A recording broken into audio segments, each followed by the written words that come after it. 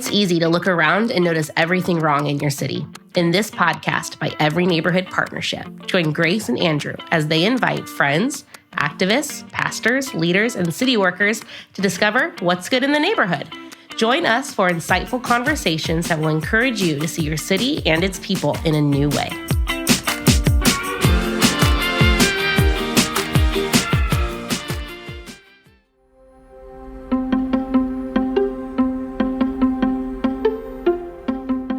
On today's episode, we're going to be talking about homelessness and an issue that, across California and across the United States is really a focus topic. But we're going to be hearing from two local experts, one Zack Darrah of the Poverello House and McKenna Gilman of KuppaCares. And both of them are interfacing with folks experiencing homelessness every week. And so we're trying to learn from them as subject matter experts. And really this conversation gets into how do we see the dignity in each person who's on the streets. We also talk about how did we get to where we got? And really through presence and through partnership, how can we create a new future for those experiencing homelessness? So really great conversation. Really enjoyed the time, and I know you will as well.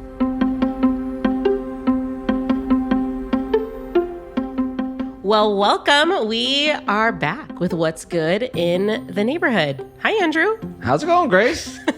Happy to be here.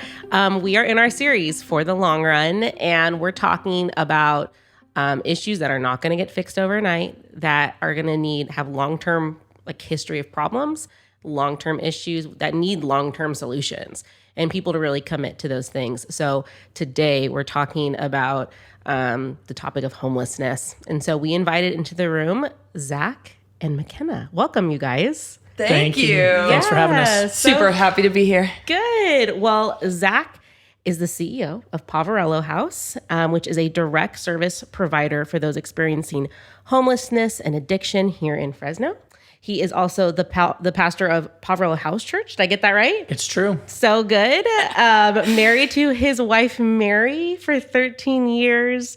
And yeah, you've been with Poverello since before COVID. Just before. Yep. Wow. November of 2019. Oh my gosh. Yes. And McKenna Gilman is the director of KuppaCares nonprofit and has been serving with their weekly outreach team at Poverello House for the last 3 years. Yeah. And also works for our local coffee shop, Cup of Joy. That's right. Mm-hmm. That's right. So good. Well, thank you guys so much for being here. I know I just gave an overview of who y'all are, but yeah, tell us about your work.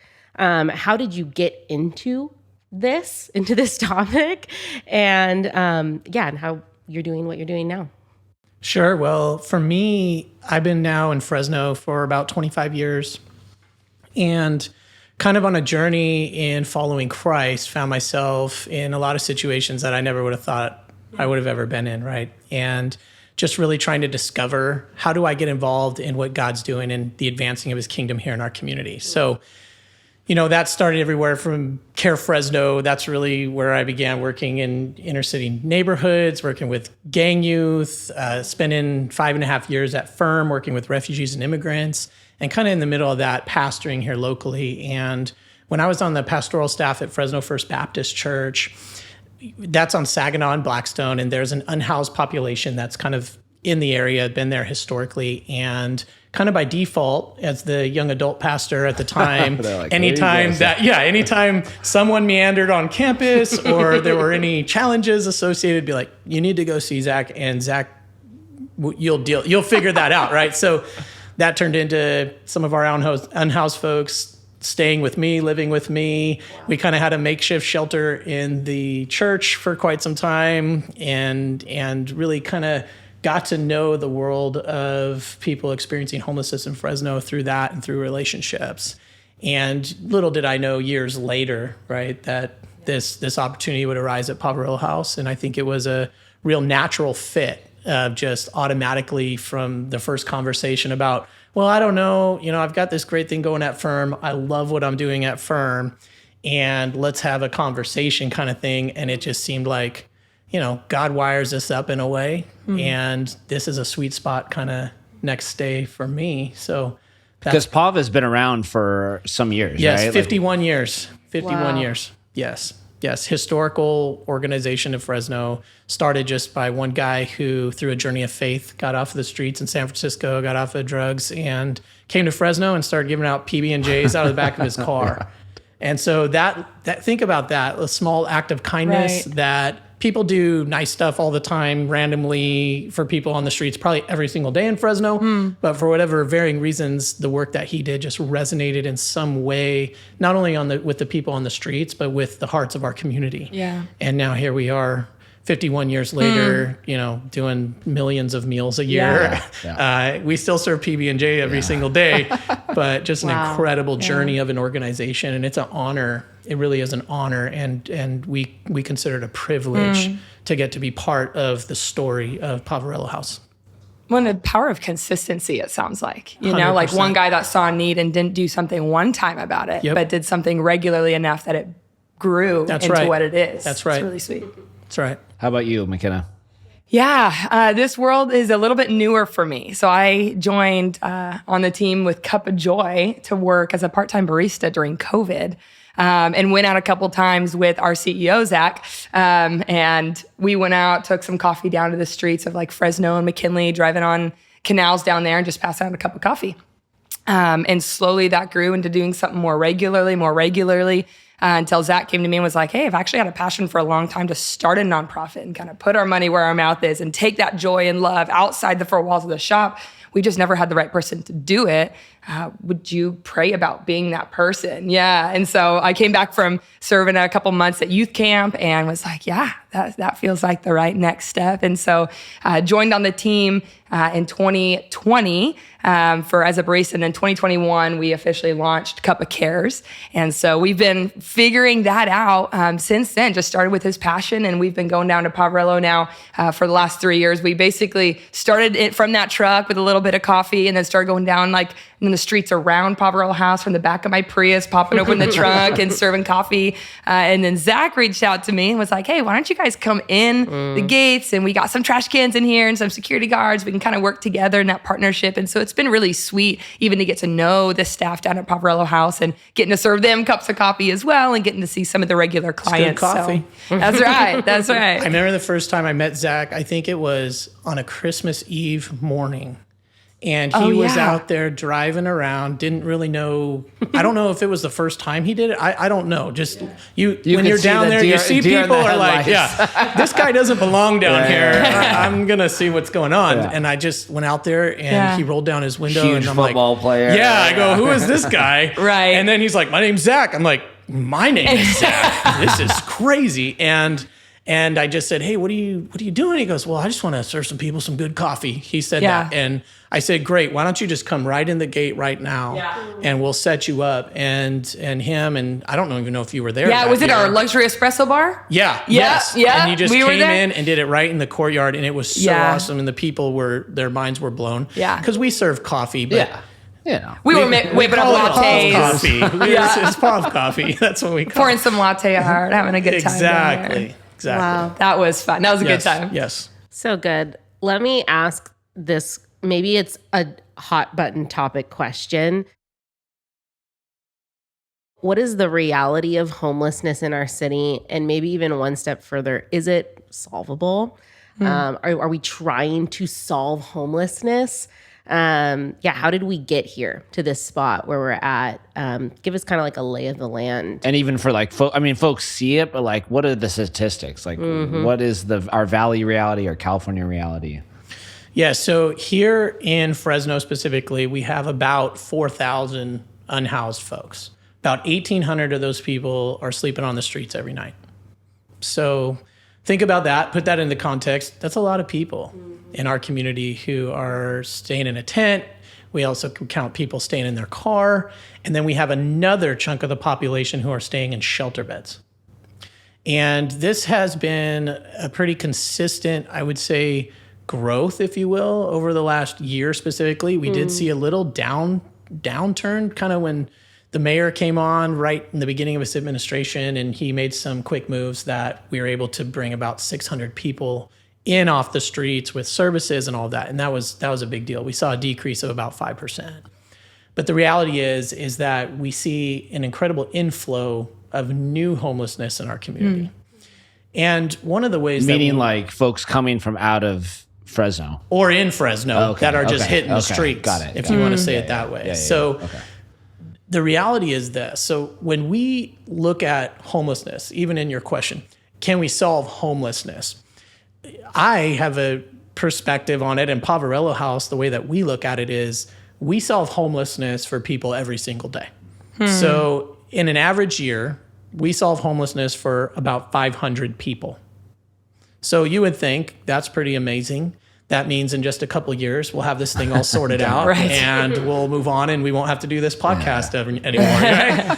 But the truth is that even as we house 500 people a year or more, we see at least 500 people experiencing homelessness who are new to the streets.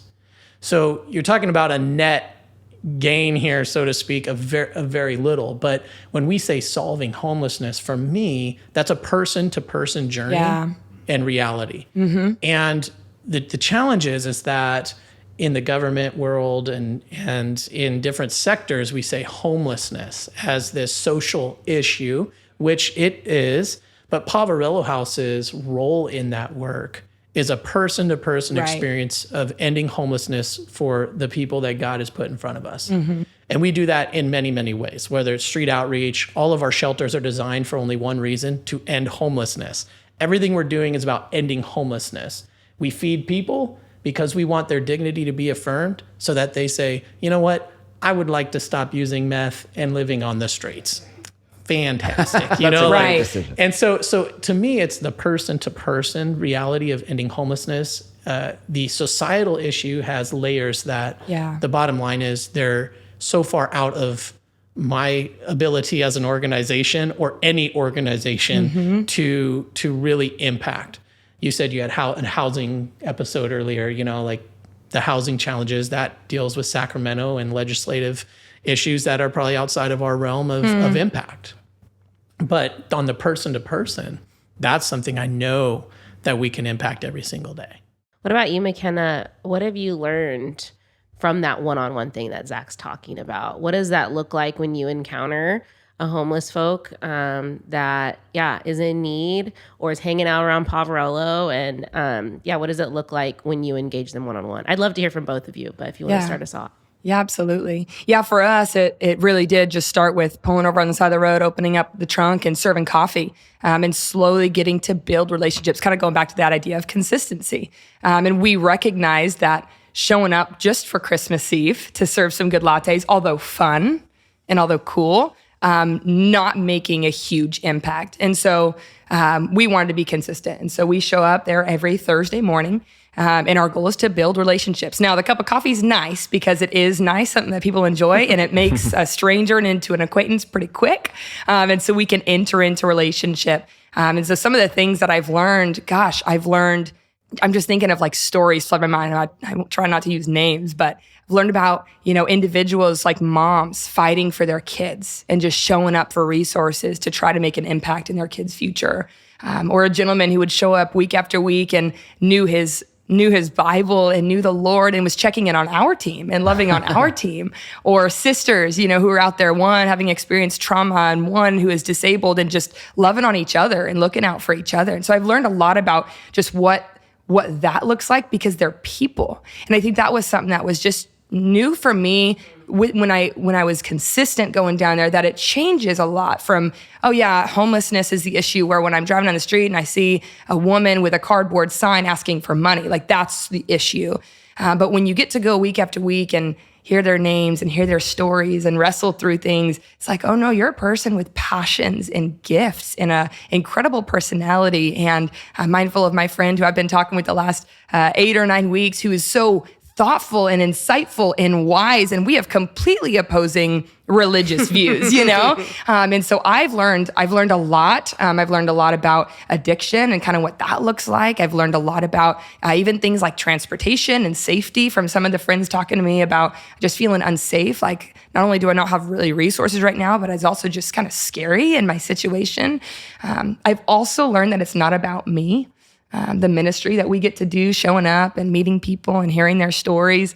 is all about God and bringing his love to people who are experiencing a difficult time. So, and is that like what keeps you, like to go for 3 years every week, like that's a commitment. And I'm sure there are days you're like, I'd just rather sleep in, like, or I'd rather do whatever. But like, what for you, why do you keep showing up? Why is that something you find value in, or how have you what's the why there? Yeah, I think it would be difficult if you bounce around a lot, and so I'm thinking of like the times that we would drive down, different streets or whatnot, like maybe that would have made it a little more difficult for consistency, but getting to come where we come and seeing the clients week after week and building a relationship with them. I'm mindful of some families that we've got to like the little moments of joy of carrying in a new couch for a gal who, got placed in housing and we got to help resource her with furniture, or going to celebrate with tacos for a gentleman who got placed into a new apartment. And those little moments, it's the relationships that keep me coming back. It's like authentic relationships. Yes, of getting to see that growth and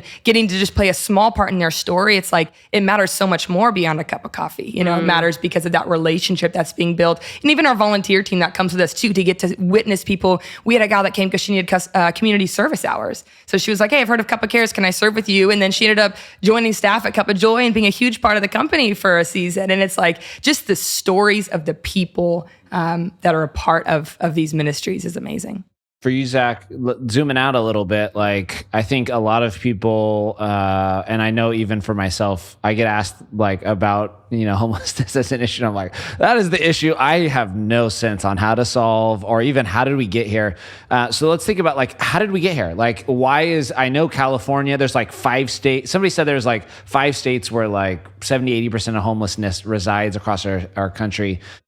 Like just context, what have you learned of like, what is the brokenness in the system that is like, people don't have the supports, people don't have, so give us like, what's the downstream? How do we get here? Sure. Well, yeah, I think first and foremost, we're in a housing crisis, right? Anybody who works in homeless services is going to say, we don't have enough housing. Now, if we went out and built 35,000 units in Fresno, we would meet our need today. And we would probably have a place for everybody who needs a place, right? And we'd like to say, great, we've now solved homelessness, but it's a lot more layers to that, right? And I can tell you, just in putting people, working that journey, getting people into housing, you're not done when you get somebody in. Here's the keys to your place, and you're there. Now, how do we retain that housing? How do we secure employment so that this person can continue to have their housing? Maybe they're on a voucher program, whatever it might be, but there's a lot more to go than just, okay, if we built a unit for everybody, we would solve homelessness. That's not the end of it. The other reality is the cost of living in our state and our issues with poverty. I mean, that's real, and we happen to be here in Fresno. And so the reality is for folks in our community, let's say you're on a fixed income, folks in our community are making less than $1,000 a month on that SSI, and guess what? That's not getting you a place. It's not getting you a place. And the other challenge in our community, I mean, there's many challenges with homelessness, but no one wants to rent to our population of folks. Yeah. So you've got landlords in a 1% to 3% vacancy reality in our community. They do not have to rent one apartment to somebody who was formerly homeless. And that person may come with mental illness challenges with drug addiction, a criminal background, et cetera, 17 evictions or whatever it is, no credit score or low credit score. And so you're just not getting a resume together that makes you top of the list to get one of these highly sought after units. So that's another challenge, is who's going to step to the plate really to bring folks that were experiencing homelessness in. So that's another part of it. But I also mentioned drugs, and that's got to be put out there because the reality is addiction is gripping the worlds of so many people in our community. We run a drug rehab program for men. We've run it for about 40 years at Poverello House, and the challenges of addiction are just, it's an evil that is a difficult world to leave. And I think I've heard a little bit that drug is changing, like more like what is it now? Well, meth is a world. Meth and heroin are just destroying Fresno. Yeah. So, yeah, and I hear people using cocaine, and people smoke marijuana, but those aren't those aren't what we're talking about. Yeah. And so what's happening in that, of course, people are just burning every bridge. First you lose your job, then you lose your connections, then your car gets repoed, and now you're on the street with the drug habit, right? Yeah. So that has to be one. And of course, mental illness is another. Yeah. We also just have an extreme mental illness crisis. And a lot of the folks that I encounter on the streets are suffering from severe mental illness. And so these are things like schizophrenia, bipolar. The other reality is a lot of brain damage on the street, typically from bad drugs or assault. And so like McKenna talked about, it's not safe on the streets. And we witness assaults all the time, regularly on the streets. And so I think those are just varieties of factors. Yeah. Now, if we just said we could do a whole show on what do we do about drugs in California, right? That's another conversation. Or what do we do about mental illness, right? So when you kind of get into these layers, when we say how do we get from homelessness, like we just take housing, mental illness, drugs, and addiction. You're just going down pathways that are not going to be solved by this generation or the next. Yes. Yeah. I feel like there's a bit of a pendulum swing when you think about the opinions around homelessness. And we think about like larger, progressive cities that have kind of swung the pendulum all the way over and have kind of been like, well, like taken dignity to a level of like anyone and everyone should be able to live on the street wherever they want to live on the street. And I want to like touch on these like uncomfortable points for us because you mentioned like, oh, it kind of stirred up my own prejudices. But I feel like that pendulum is so so big. It could either be like everyone can live wherever they want on the street or all the way the other side of like, if I see one homeless person today, I'm so uncomfortable. We need to clean the streets. So talk to me a little bit about that as far as like what as human beings that believe in inherent dignity of people, how can we live in grace and also confront our uncomfortabilities in a real way? Sure. Well, I think part of it is a little bit about McKenna said. It's not the issue changes when you know somebody and you know somebody's name and you know their story. That changes the game for any issue, right? So pick an issue that's a hot button these days. And it's like, do you know anybody who is Muslim? Do you know anybody who is gay? Do you know anybody? And they're like, no, but they have every opinion on earth about it. And I would say that's the same with homelessness. Do you know anyone experiencing homelessness personally? And then that changes the whole conversation. It changes the whole world when you learn stories and these people become people and not a problem, right? Dignity is a big deal at Poverello House. In fact, our mission begins with believing in the dignity of every person. And that comes from our background really with Papa Mike and his faith journey, that we believe people are made in God's image. They're bearers of the image of God, which then makes them inherently valuable and worthy of honor. Yeah. And so that's something that we do every single day in the work that we do. Now, is it dignified for a person to live on the streets? My answer is no, it is not. And so there is a movement and thought that they call them safe camps. We just say, hey, y'all can go, you see that place over there? You can go stay there, but you can't stay here or over there, over there. We're going to sanction and dignify something that, in my opinion, is extremely undignified and inhumane. So instead of dealing with the issue of how do we get people off the street, we say, how do we leave people on the street so they're not a problem for us? And I've been to safe camps, and let me tell you, that is not a dignified way for any person to live. So that's kind of been my stance and Poverello House's stance, that we don't support safe camps at all because I don't feel that it's dignified. And our community can do a lot better than that, in my opinion. And you all have been a part of, just like for folks that don't know, what you're doing to actually create housing, to support those in housing. I mean, over like observation, I told Grace before this interview, I'm like, you all have like really came to the table over the last 4 years to create housing, support those going into housing. Maybe just tell us a little bit of like how you've actually done things over the last couple of years. Right. Yeah. So similar, like McKenna, your last 3 years, kind of the first dive into this, right? Yeah. And I think for me coming in now 4.5 years ago and just fresh eyes, right? Fresh eyes changes the look of everything. So good example, show up at Poverello House. They've got people in in tough sheds, right? And I'm sitting there going like, no, this is, now they've been doing that for 25 years. Yeah. And I said, this is not acceptable to me. And if we're going to say we believe in the dignity of every person, dignity is not putting people in a shed that I have in my backyard where my lawnmower goes, right? So that's not going to work. And now we don't put anyone in tough sheds, right? We have these wonderful little units that have air conditioning and heating and all those kinds of things, much more dignified, and I think fits with our mission. But with fresh eyes really comes with, well, what else can we do? And Poverello House, to me, was ripe for that conversation of what else can we do?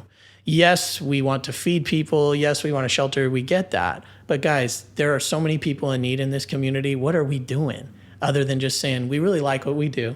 We're happy with what we're doing. It's pretty good. It's cool. We feel good. We feel good. Yeah. We got people in tough sheds. Like, that's better than on the street. And I think that was the mentality before, was it's better than on the street. Or the meal we're serving, well, it's better than not eating anything. Yeah. Well, that's not the standard if we believe in the dignity of every person. And for us as followers of Christ, let's get real, right? Like Matthew 25, sheep and goats passage, right? Jesus is very clearly saying that when I'm thirsty, you give me. Yeah. When I'm hungry, you give me. Whatever you did for the least of these, you did to me. It's not even for me, like we're doing them a favor, right? Like, and I think sometimes Christians do that. Seriously, like, God should be so thrilled that I'm doing this thing. Wow. No, to. So if Jesus himself, and we're going to say it is Jesus himself, then what does that mean in our response to someone who is using the bathroom on the street? That's Jesus, who is hungry, thirsty, naked. Yeah. That's in prison. That's who it is. So if that is the case, then we should be doing every single thing in our power and his power, right, to say we're going to advance his kingdom work to him and see what happens. So that was kind of the mentality. And so if we're going to do that, then I'm going to trust that God is going to provide every resource we need to do that. So when I started, Poverello House had 27 employees. We have over 200 employees today. Wow. Gosh. Yes. And it's like, and I wish I could say it's because, I put together this strategic plan and it was so amazing and awesome. And then I executed. Yeah. And then here we are. That's not what happened at all. Yeah. It was the concept of, okay, God, if you are telling me that if we're advancing your kingdom work, you're going to figure it all out. Seek first the kingdom and his righteousness. Don't worry. Everything's going to be taken care of. Yeah. And that was the mentality. Now our board was kind of like, what are you talking about? Yeah. And I said, just wait and watch and see what God will do. Yeah. And as we just kept on moving that ball, his favor, it was just miraculous things that only God does. So that was kind of the fuel to the fire. There's more people to help. How do we do that? God will figure it out. And if I'm going to walk in that faith, then he will. And that is all that I have seen happen. So how am I supposed to reject anything other than that idea that anything is possible? Well, we read that once in a book, right? Right? Like all things are possible to him who believes. And so is that true?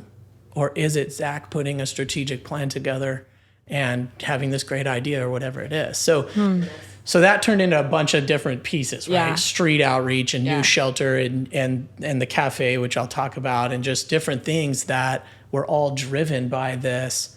There's no limit to what we are able to accomplish. So if that is true statement, and we're going to walk in that, and if we're doing God's stuff, God will make sure the resources are available to do so. And if I walk in that belief, he will. So good. McKenna, Zack talked about like the kingdom of, like the stuff that God does, like the kingdom of heaven stuff. How, I know that you're passionate about evangelism, like sharing the gospel. Talk to me a little bit about how this idea of like the stuff God does, like kingdom work, is also synonymous with like sharing the good news, like the actual the message. And like, maybe tell me a little bit about your story of like how you've like learned how to marry those things together. Like the good, like in KuppaCares, you know, the good news and the cup of coffee. Yeah. But now even deeper than that, when you're in a conversation with someone, you go, oh, housing and the gospel or whatever. So talk to me a little bit about that. Yeah, it was actually you that really helped my perspective of this. Because I think there is a misunderstanding for us lay people who are not necessarily in the world of people experiencing homelessness and facing the housing crisis and these things. You're just a person that drove by Blackstone and Knees and saw someone with a cardboard sign, and now you're wrestling in your heart with like, do I pass this cash? Do I give this meal? Like, where do I fit? And I think it is important to understand how those pieces fit together. And so when we started going, like I said, it was with a cup of coffee, but it was never meant to end there. It was absolutely meant to build a relationship and understand needs. Now, we also realize that as KuppaCares, like we're not ones that are building homes and saying, great, like, you know, we built a relationship with you and now we can build you a home. We've gotten to give out some laptops and we've gotten to help resource furniture for new apartments. And we've gotten to do some of those smaller scale things. But it does come down to the idea that like handing someone a cup of coffee and getting to explain the gospel and then leaving does not fix their situation. And it may not necessarily even meet the goal that we're trying to accomplish of reminding people of their dignity and their value and their worth as children of God. If it's like, but I'm still, you know, hungry and homeless and looking for, you know, I need a new pair of shoes and my pants don't fit or whatever it might be. Now, praise God, we're at Poverello House when we're doing this. So when they're hungry, we get to point them into the cafe. And they can literally go to the map point and get a service or get all the things they need, right? Yeah, absolutely. So that is a huge blessing for our context. But it is important to realize like people's needs being met really matters for their heart to be soft and open to the gospel. And so that's kind of been interesting for me over the last year since getting to kind of sit in as you were kind of chatting through that importance of people's needs and recognizing that somebody whose belly is empty may not really be looking to hear what you have to say about this God you believe. And so that's been something that we've been trying to be really mindful of as we show up and we hand out a cup of coffee or a loaf of bread and get to build relationships. We get to see Poverello now meeting all of these really tangible needs. And then over the course of a few weeks, learning their situation, hearing their story, building a reputation, right? Like I'm not trying to pop in and share the gospel so I can check off my gospel box for the day to be a good Christian. Yeah. It's like, okay, this is a little bit of that long game situation, even when it comes to sharing the gospel. If I want to build a relationship with you, and my conversation with this gentleman just a couple weeks ago, I had walked away, we kind of said goodbye for the day, and I was like, all right, I'll see you next week and we'll talk through this, you know, situation. And he's like, McKenna. I was like, yeah. He said, thank you for being so compassionate, because without that, I would want nothing to do with you. Because he's not a believer. He's talked to plenty of Christians. He was a Christian for 7 years, not about it anymore. But our conversations can only go so far when we are first willing to see them as children of God, and be reminded of Luke 6, right? Like treat others how you want to be treated. How should I treat somebody experiencing homelessness? Just how you want to be treated. Ask their name, listen to their story, shake their hand. You know, they may not have washed it in a while, but shake their hand, sit with them, and build a relationship. And through that, then the Lord's going to open the doors to also be able to share the bread of life that obviously matters just as much as these other things, but you can't, they may not always be heard unless you have those other needs met first. That's so good. I love, one of the things I was going to add in is I just love the partnership here, because I think, you know, it's like presence matters. The way we see folks matters, but then the ability of Cuppa Joy to say, hey, this is the asset. You know, we talk a lot about asset-based community development. Like, this is the asset we have. We have good coffee, and we have the equipment, and we have people,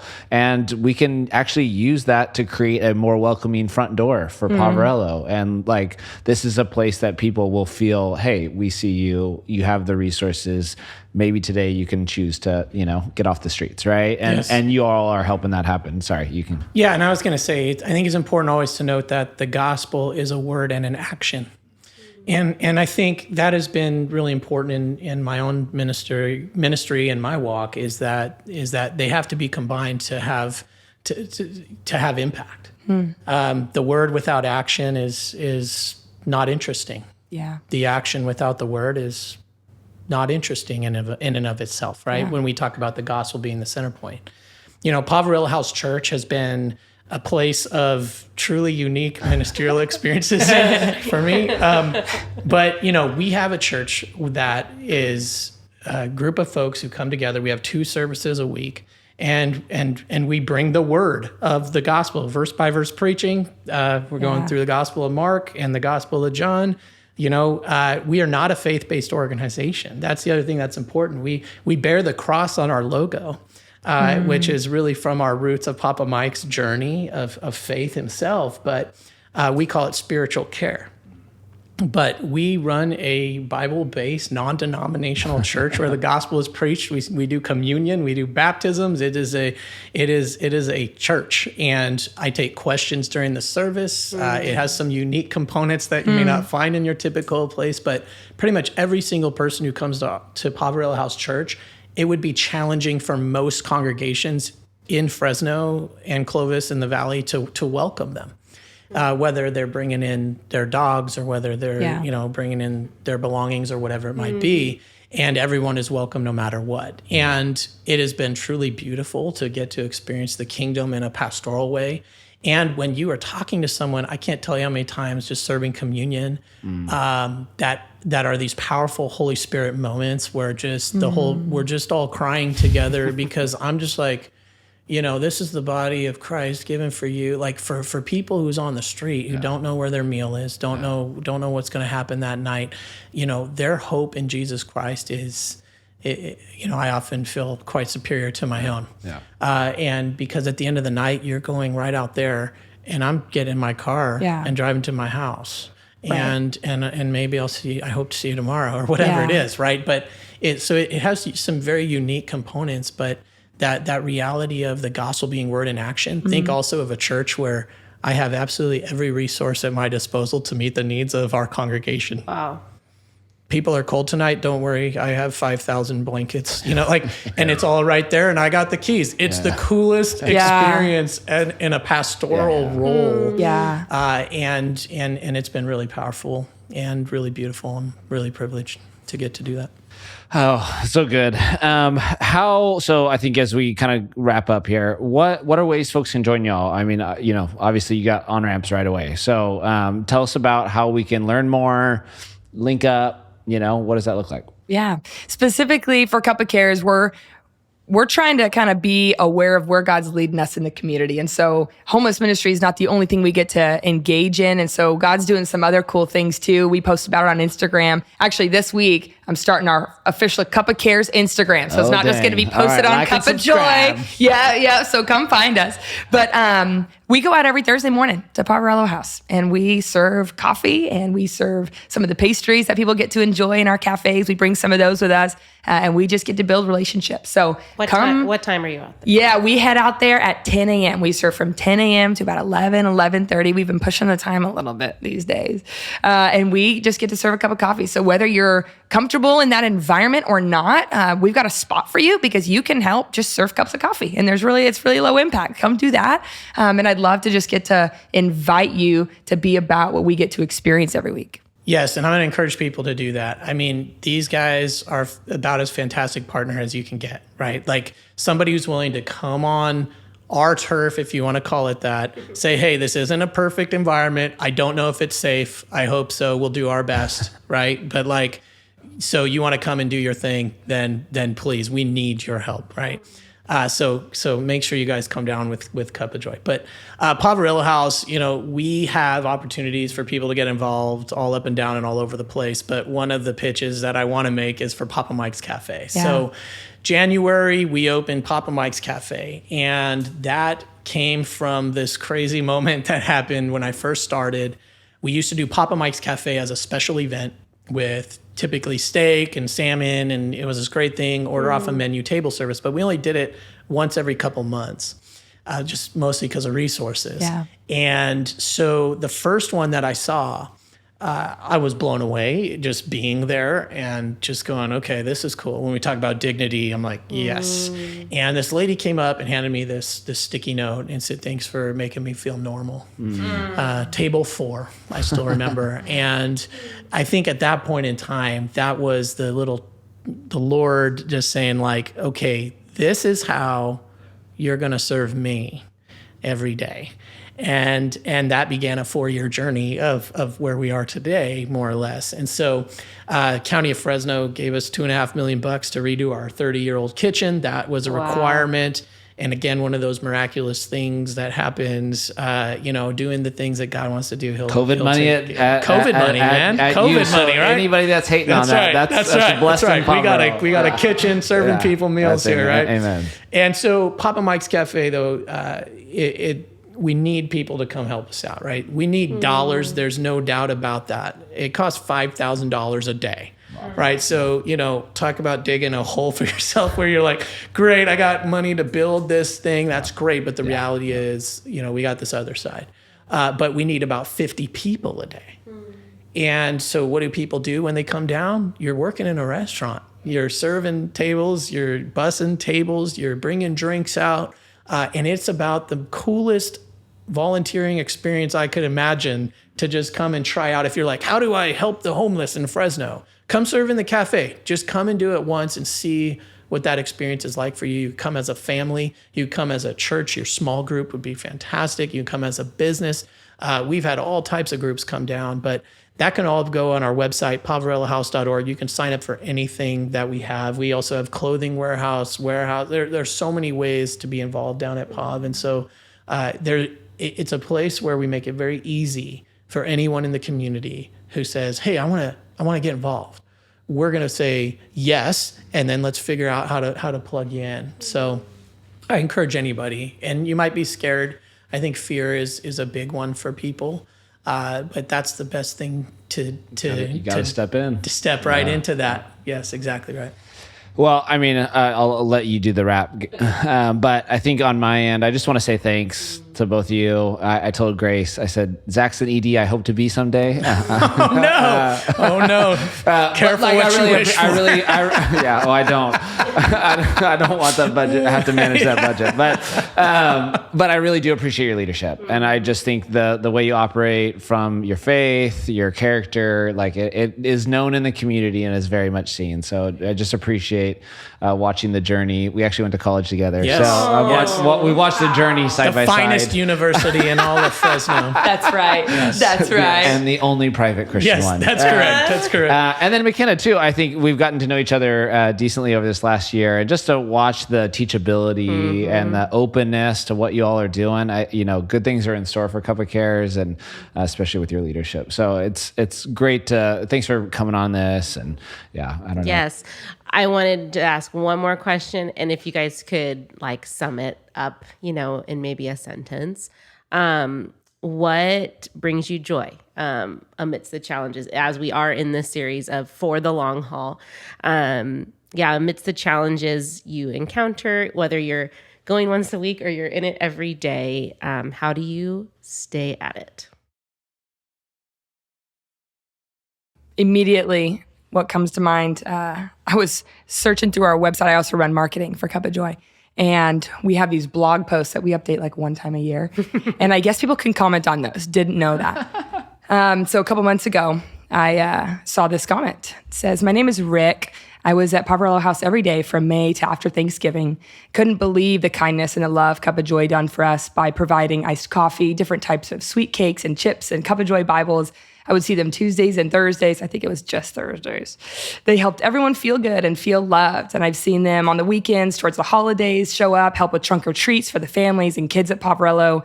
They even helped give out clothes and candy and treats to everyone. I've seen them every week, and I'm not homeless anymore. I work now. Thank you all for helping out our community with your kindness and love. I hope someone gives you all great things in life. You're the leaders in the community." So it's that that gives us joy and purpose and a reason to say yes week after week. It's the life transformation, similarly, that you get to see. There's a lot of ups and downs in this work. I think I told you, today I did a funeral service for Karen Pierce. I don't know if you ever met her, but, these people become like our family. And there's some really dark stuff that we encounter all the time. But it's those moments where you get to see that person who, like Rick, and you just go, okay, that'll keep me going for a little bit. Because there's plenty of days where you just go, how in the world are we as a community supposed to figure out how to keep doing this? But there are those moments and times where you just go, yes, that's why. Yeah. Well, this conversation feels like sacred and holy ground to me. So I'm just very thankful and grateful for the both of you and that you said yes to being on What's Good in the Neighborhood. Thank you, guys. Thank you. See y'all. Thanks for tuning in. If you want to find out more about EMP, you can visit us at everyneighborhood.org or follow us at EMP Fresno. Every Neighborhood Partnership and this podcast exists to activate, equip, mobilize, and transform here in Fresno and beyond. If you liked what you've heard, please share and review What's Good in the Neighborhood wherever you listen. We'll see you next time.